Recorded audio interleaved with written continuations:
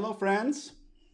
Aaron Stewart from the Little Black Couch on a Saturday, which is atypical, but I was buried yesterday in some other goings ons that happen sometimes in entrepreneurship. I'm actually moving my podcast to a totally different service after some nice suggestions from Parker Woodward, who is a bit of a podcast expert and a relative. So anyway, so he helped me kind of go through and look at my podcast, and so we're making some adjustments there that I think will be beneficial. A whole new look, whole new feel, new branding, just to make it more recognizable in the category in which it's in. Okay, so doing that there, and that made it so it was very difficult for me to get away and go live, but we are live now. And actually, I am not going to touch on the thing that I was going to touch on because of what happened yesterday, which I thought was really interesting. So yesterday, I got done here a little later than I wanted to, and I grabbed some dinner and headed home. And then we happened to throw on, I don't watch a lot of sports typically. You can see here that I've got, I've got a football picture right there. So it's going to be, I'm going to apologize right now. It's going to be a little sports theme today, but some really good lessons. So let's get into it.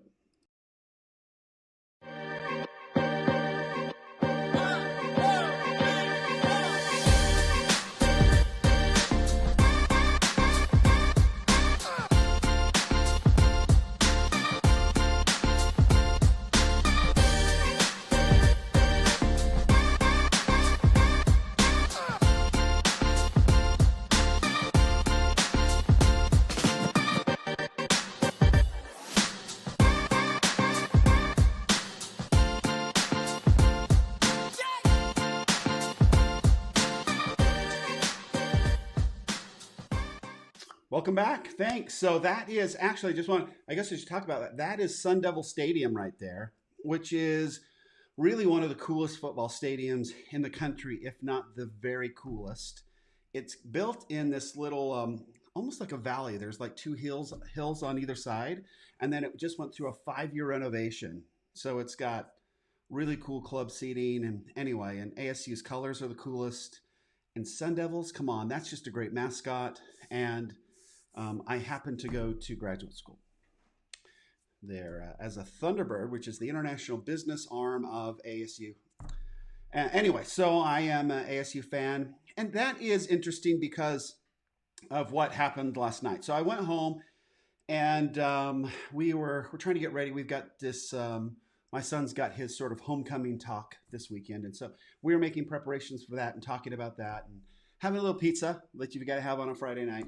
And sort of going through it. And we went upstairs, and I turned on the TV, and I knew that the USC Trojans, who are in the Pac-12 with the ASU Sun Devils, and also the University of Utah, which is also in the Pac-12, and that USC and Utah were playing. And it was supposed to be somewhat of an easy game for Utah.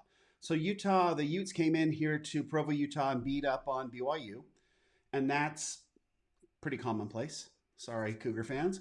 But then BYU went to Tennessee and beat Tennessee in a really wacky, crazy game. And then BYU came back here last week and played USC. So very rarely do you have, three teams play each other so quickly in a season.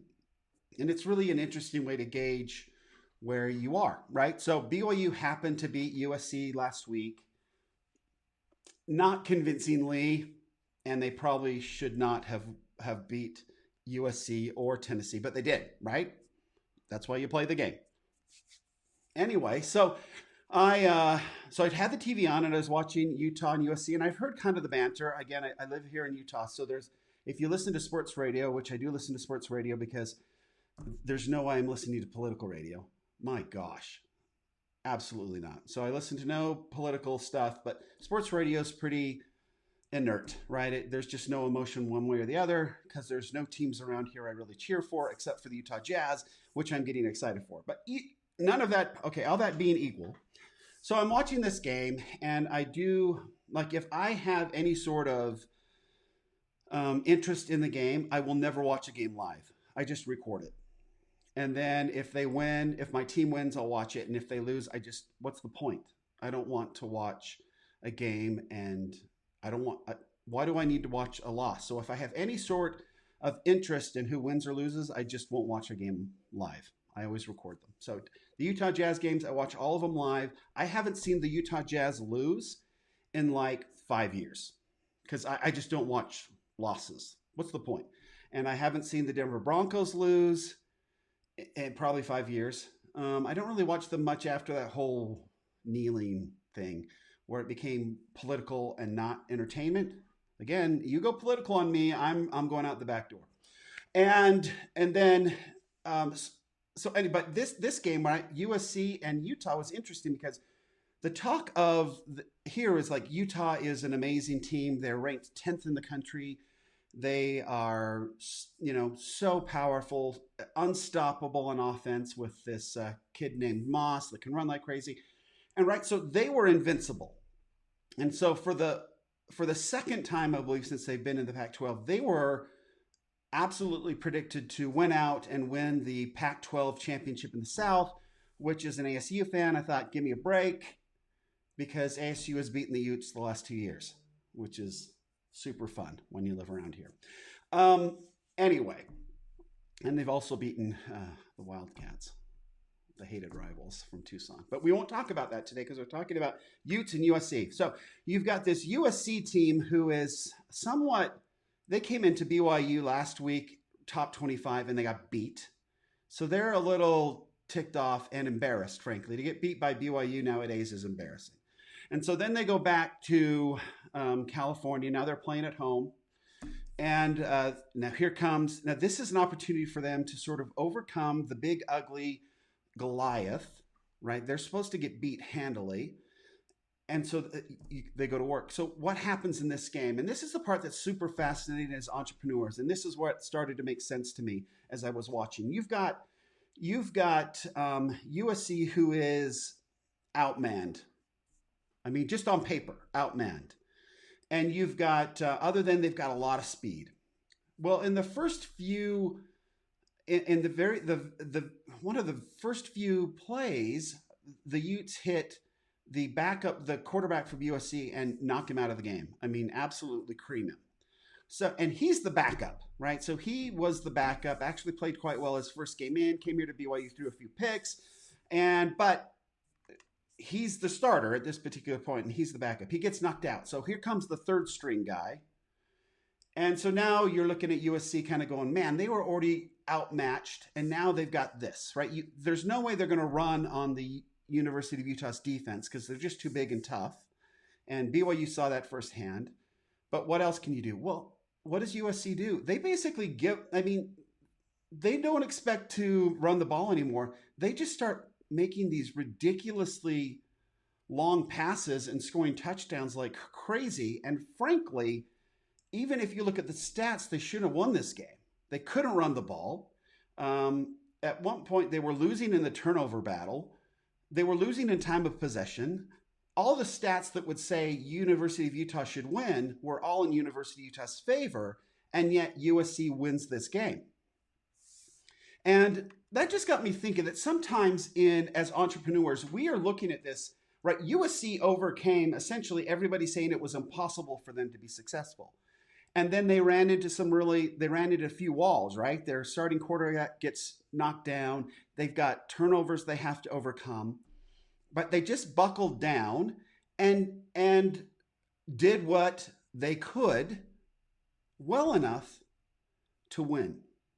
And I think sometimes as entrepreneurs, we get into this idea that we have to be so good at everything and we have to control everything in order for us to go out there and win. And sometimes it's just a matter of looking and saying, you know what? I may not be very good at these things, but I'm really good, or I have the opportunity to do these things. So I can throw the ball. I can't run the ball. I can throw the ball, make some mistakes, but I can throw the ball. And if I do that enough and I play good enough defense, which they did, then I can still win this thing, even though all the stats say I can't. And even at the end of the game, everything was against me. They still won the game. So sometimes in entrepreneurship, that's the deal. You can call it luck. You can call it perseverance. You can call it whatever you want. But sometimes we just have to focus on the things we can do and be okay with that and completely ignore the things we can't do and just focus and do the very best we can. And sometimes, a lot of the times, actually, if we just stay in it long enough, that's good enough for us to have a victory, to create something that works, to solve some problem that's unique, and to get a business up and going. And that's the cool part about being an entrepreneur, is it really is more about staying in it than it is about having everything figured out, right? Because things will fall into place. There's just something about taking action and going forward where everything seems to fall in place in the wake of everything else. So whether it's not very necessary at all, it turned out that the Trojans didn't need to run the ball to beat the University of Utah. They found another way to do it. And it was by throwing the football and, I mean, even into double coverage. I mean, even into situations where they should not have been successful because the University of Utah did every single thing right. And they still lost because USC just performed better, even though it was 2 against 1, right? In double coverage. It was an interesting game to watch. I didn't think that USC would win. Nobody thought USC would win. USC looked pretty bad, frankly, last week against BYU, and yet they got it done because they stuck to the things they could do and kept doing them long enough to where it finally worked, and they got the big win. So hopefully that helps. And whatever you're doing, do what you can do and forget everything else that you can't do, because it will work out if you just keep going in that way. Not giving up is really the biggest part of this entrepreneurial game, is just to never give up. I've been doing this 30 years, and there's been a lot of never, never, ever want to give ups, but you just can't give up. And if you stick in long enough, it will happen for you. Hey, Ben's joined us. Hey, Ben. Ben is a ManyChat bots expert. So any of you are looking to get into ManyChats, then Ben's your guy. Ben's my guy. So yeah, I pay Ben. You should too. Ben's good. So thanks, Ben. Thanks for joining me. So that's it. Just stay in it long enough. Things will work out. And when they do, you'll find a victory. Stick with what you know. Till next time, Aaron Stewart from the Little Black Couch. Let's see what Buddy's got to say. Oh, nice. Football. Yeah, well done, Buddy. He was right on top of it. So, okay. Till next time, Aaron Stewart from the Little Black Couch. Have a great weekend. We will see you probably Monday.